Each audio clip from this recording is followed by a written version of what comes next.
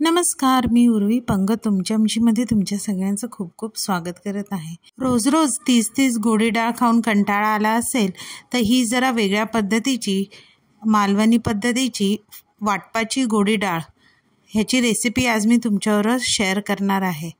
तर चला वेळ न घालवता रेसिपीला सुरुवात करूया।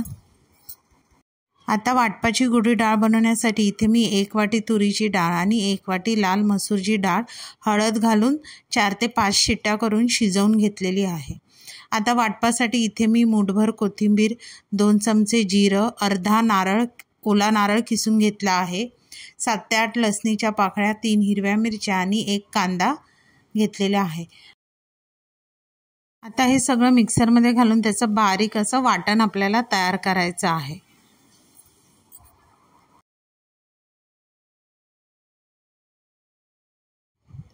आता हे वाटून घ्यायचं। आता हे एकदम बारीक असं मी इथे वाटलेलं आहे वाटण। आता काय करायचं, आपण त्या डाळीमध्ये हे वाटण मिक्स करून घ्यायचं आणि चांगलं ढवळून एकजीव करून घ्यायचं आहे। आता इथे आपली डाळ बऱ्यापैकी घट्ट आहे आणि आता जे मिक्सरला काही उरलेलं वाटण आहे त्यामध्ये मी अर्धा ग्लास एवढं पाणी घालून सगळं मिक्स करून घ्यायचं आणि आपली डाळीची कन्सिस्टन्सी ॲडजस्ट करायची आहे। आता इथे चवीपुरतं मीठ घातलेलं आहे आणि जसं तुम्हाला डाळ जाड पातळ हवी त्याप्रमाणे तुम्ही तिथे पाणी ॲड करू शकता। आता आपण डाळीला फोडणी देऊया। त्यासाठी मी कढईमध्ये 1 चमचा तूप घातला आहे आणि त्यामध्ये राई घालायची, हिंग आणि कढीपत्ता। आता इथे जिरं घालायचं नाही आहे कारण जिरं आपण ऑलरेडी वाटणामध्ये घातलेलं आहे।